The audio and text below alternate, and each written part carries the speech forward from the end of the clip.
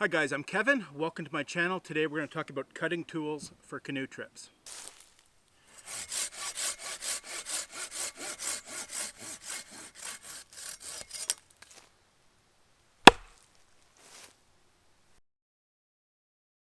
So today I thought I would do a gear out video about cutting tools that I might bring on a canoe trip. I get asked an awful lot to do gear videos, and I started a series a while ago about gear that you might bring on a canoe trip, and I started doing them in installments because it would be a very, very long video if I didn't. My first video is about my canoe and all the gear that goes with the boat. This video is going to be about cutting tools that you might use on a canoe trip. And it's important to remember that I'm not here to tell you you need to go out and buy a very expensive axe for your trip. On the contrary, this is a video about just me sharing what works for me, some of the evolution that I've gone through in tool selection over the years, and just going to share some thoughts, and hopefully that helps you make selections for your canoe trips. Alright, so let's start with knives, then we'll work our way through saws and then axes, all tools that you might bring on a canoe trip. I'm going to start with this knife here. This is a knife that gets a lot of attention, I think because it looks cool. It's a knife that I've never used, and I hope I never have to use. It does look kind of cool. It's all black, and that's why it gets a lot of attention. It's a knife that's designed only for cutting rope. So in an emergency, if the boat capsizes, people get tangled in ropes, you need to free yourself somehow. This knife is designed for that. It's just got one serrated sharp edge. The other side is dull, and there's no point on it. That way, if you're thrashing around, you're not going to stab someone by mistake. This knife has only one purpose. It's to cut rope, and if I drop it after that, who cares? It's relatively cheap. It's a pilot's knife made by NRS. Very inexpensive, and you know what? I've never used it. I bought it when I had kids in the boat, and thought, hey, why not? It gives me peace of mind, and that's the only reason I have this knife. A knife that I might use more often than that is this bushcraft knife. It's a Morakniv Garberg bushcraft knife. Very nice knife, fits very well in the hand. Not terribly expensive. It is a high quality bushcraft knife, but you can spend hundreds and hundreds of dollars on those, and this is about $100. Good sturdy knife, nice deep belly, very thick knife. It's got a concave back edge, kind of like a hockey skate blade, and that helps you if you're going to use it with a fire steel. And the number one reason I like this particular bushcraft knife, it certainly suits my needs, but it can do this. And most knives can't do that. I'm a lefty, and I really prefer to be able to grab my knife with one hand and it's ready to use. Most bushcraft knives, unless you make a custom sheath, are not made for left-handed use. A knife that I use all the time, if I had to bring one cutting tool on my canoe trip, I know this is anticlimactic, this is not very macho, but this is the knife I use most often. My serrated edge Swiss Army knife. I keep it on a string and a carabiner. I clip that to my belt or my pants, and I probably need to upgrade my string a little bit. The one serrated blade is what I like. My wife really likes the non-serrated knife, so she's got one similar to this with non-serrations. You never know when you're going to want a corkscrew. I have used the owl in this, the owl, A-W-L. This is handy if you need to make a hole in something. You press it against something and twist, and you'll get a hole right through wood or something if you need to do that. It also has can opener and small screwdriver, another screwdriver and a bottle opener, and it has one smaller blade that is non-serrated, and if I need a sharp non-serrated blade, that's what I go for. So yeah, I use this all the time. Excellent tool, and this is a tool that I bring backpacking as well as canoe tripping. Goes with me everywhere. Alright, let's talk about saws next. This is a saw that I sometimes bring backpacking. It's a small folding Bacho saw. It works great, but on canoe trips I generally like to bring a larger saw. This is fine for processing small wood or clearing some small brush from a trail. But if you're going to be getting into actual clearing of portages, I prefer a bigger, longer blade than this so I can handle bigger pieces of wood. So this does not come with me on a canoe trip. So this is a saw that I started out with. It's very cheap. I think I paid about 20 bucks for this. It's a collapsible saw. It goes by several names. I've seen this sold as the Trailblazer Saw. I've seen this sold as the Filzer Bucksaw. Inside the tubes, you have a blade. This one does say Trailblazer, Swedish steel, and a couple of other pieces. Now, the trick to this is that you put it together very carefully. You put the rod through a hole here. Ah, I can't do it. See if I still remember how to do this. Okay, you put the rod through that hole there, and it clips into here on this end. And then you put this cross piece in here, and it fits into holes in both of these tubes, starting to look like a saw. As my mom would say, you have to hold your mouth just right to make it all fit. And then the blade clips in like so. And you hold it just right, probably easier to lay it down, and you tighten up the top. And I haven't used this in years, so it's a bit stiff.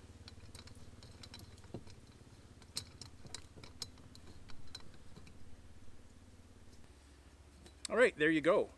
And it's really important that you put your clip back on here, because that clip holds everything together when it's put away, so you don't want to lose that little clip. So despite being very inexpensive, this is an excellent saw. Really, any saw just has to hold a blade in place, and it's all about the quality of your blade. This is good Swedish steel, an excellent blade. I have replaced it several times over the years. It's always good to have a nice sharp blade when you go on a canoe trip. Other than the fiddle faddle around this, putting it together and making sure that you don't lose pieces, otherwise you'll be in trouble. It won't hold together properly. Other than that, this is an excellent saw, and I used this for many, many years on many, many trips before I started investing in better saws. So the next saw I moved up to after the Trailblazer is this Bacho Force 21-inch Bucksaw. This is an excellent saw. It's very rugged, very durable.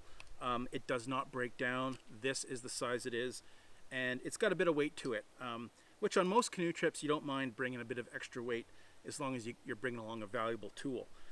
So I carried this for a number of years. It's seen a lot of trips.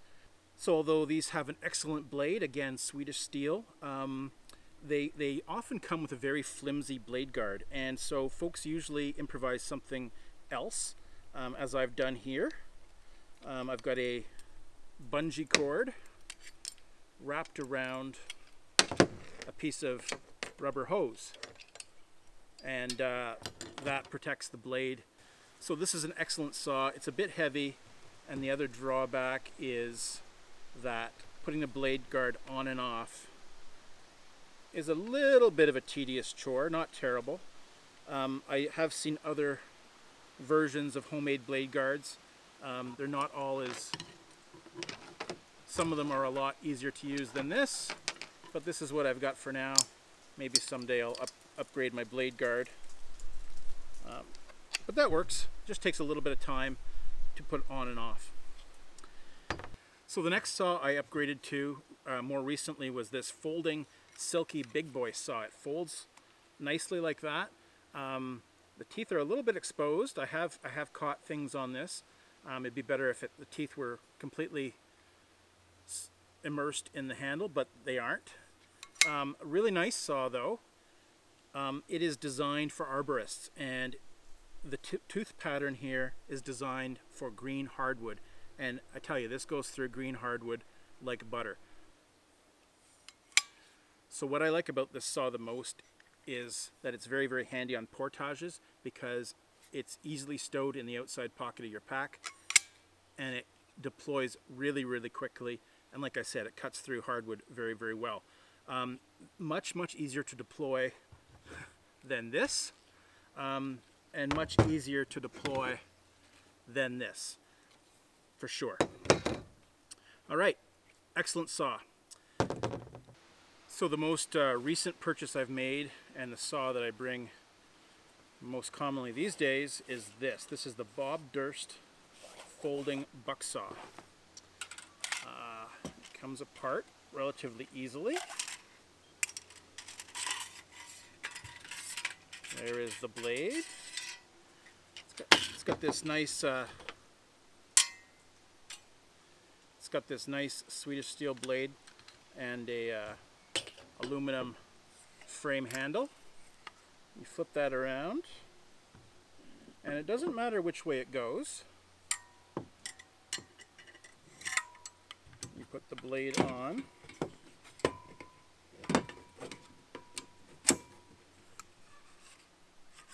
Like so. So the reason I got this is because I wanted a larger blade. This is a 30-inch blade, and occasionally when you're portage clearing, you sometimes find those big logs, and this is what you want. You want to have enough fetch in your blade to saw through a larger log. Occasionally, it's quite light. It's aluminum. Doesn't weigh very much. It's about 90 bucks, I think. So I also have this bag for the saw, which I really like. This is a Frost River saw bag. It holds this 30-inch saw nicely, and I like it because I can keep a few spare blades.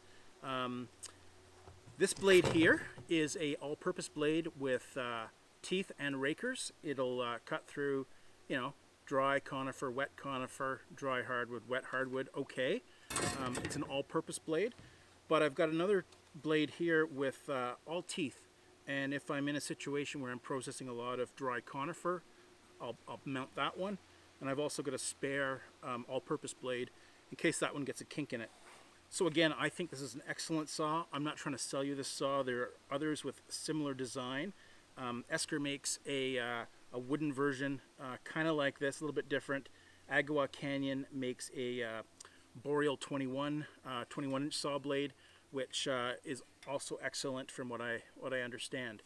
I got this at the Canadian Outdoor Equipment Store online. Excellent store. They sell high quality gear, and they're very, very knowledgeable. If you have questions, you can send them an email and they will answer your question. So on every trip, weight is a consideration, and a nice, good quality light saw is very useful. I have started bringing both of these saws on the same trip because if I need to cut big wood, I've got the big saw. It takes a little while to pull it out, but it's great for processing big wood and firewood around camp. And for clearing a portage, I find this to be just the best tool ever, just because it's quickly deployed. And I find, you know what, the weight of these two together is probably very similar or even lighter than the weight of this old saw that I used to carry. So I've made a progression. I've gone from cheap and lots of fiddle-faddle to heavier and more robust to light and diverse. This is great for clearing hardwood from a portage. It's quick to deploy. This is a little longer to deploy, but boy, if you've got to process some big wood, this is the tool for the job.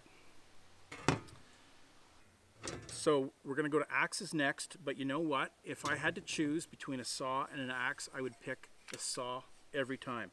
An axe has its place. It's great on portages if a big conifer with lots of limbs falls across your path. You can cut those limbs more easily with an axe. An axe is great for splitting kindling around camp and doing the odd bushcraft chore. But generally speaking, I would go with a saw every time. It's more useful for clearing portages and more useful for processing firewood. All right, let's cover axes. This is the first axe I ever bought. Relatively inexpensive axe. I think I paid 50 bucks. This is an Estwing. I bought this at Canadian Tire, the hardware store. It's been on a lot of trips. It's hit a lot of rocks. I've sharpened it over and over. The sheath has seen better days. Canoe trips are not good for axes. Your axe is getting wet all the time. It's getting rained on. It's in the bottom of the canoe getting wet. That's not good for leather or metal. My first axe, I thought I would get something that was relatively indestructible, and this has a metal handle. And I figured that's just perfect because this is something that I can abuse and use, and I have. It's been on a lot of trips, and it's retired now because I've bought better quality axes, but you know, I used this for about 20 years before I got into YouTubing, and I won't throw it away because it's pretty awesome. So I've upped my axe game more recently. I now own two of these beautiful Gransfors Bruk axes. This is the small forest axe, and this is the forest axe. This one is a little bit smaller than most axes. You can get two hands on it no problem. It's a little bit heavier. And this one, the small forest axe, is just what it says. It's a small axe. It's a little bit bigger than a hatchet. I'll often use this one-handed, occasionally two. And they're both great axes. This one's a little bit lighter, a little bit smaller, but has great utility around camp. This one is bigger and tougher and better for clearing trail, if that's what I was doing. When I go on a trip, I'll bring one of these, usually.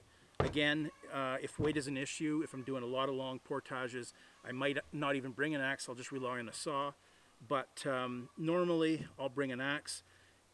If I'm just looking for some utility around camp and splitting firewood, I'll bring the small forest axe because it's lighter.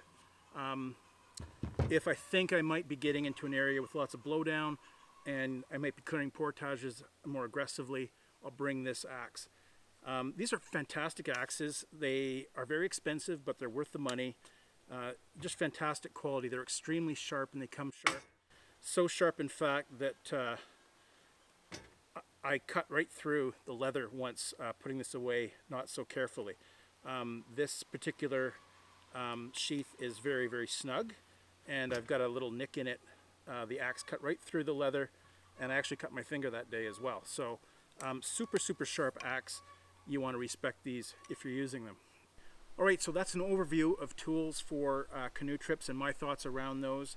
Again, if I was going on a trip right now, first thing I would reach for is my Swiss Army knife. I would put that in my pocket. The next thing I would reach for is probably my Bacho folding saw, because that is very, very useful. It will process firewood, but it's fantastic for clearing portages. Next thing I would reach for is my Morakniv Garberg bushcraft knife, because that's going to help me process and split down wood for making fires, making feather sticks and that kind of thing. Very, very useful. So right there, you've got all-round tool for opening packaging, cutting rope, and you know, has some utility for making fires. I've got this for processing firewood and clearing trail, and I've got this for more efficiency in processing firewood and splitting, kindling, and making feather sticks, that kind of thing on a rainy day. This would be useful. After that, I would reach for my bigger saw, because it's light and gives me more utility for cutting those bigger logs. And then I'd probably go for one of my axes. If I didn't mind the weight, I'd probably bring a small forest axe, and that just gives me a little more utility around the campfire for splitting firewood and doing the odd camp chore with. Alright guys, that's it. That's my overview of cutting tools for canoe trips. I hope you enjoyed the video. I hope you got something out of it. If you did, please hit like, share, and subscribe. Have a great day, and I hope you get outdoors.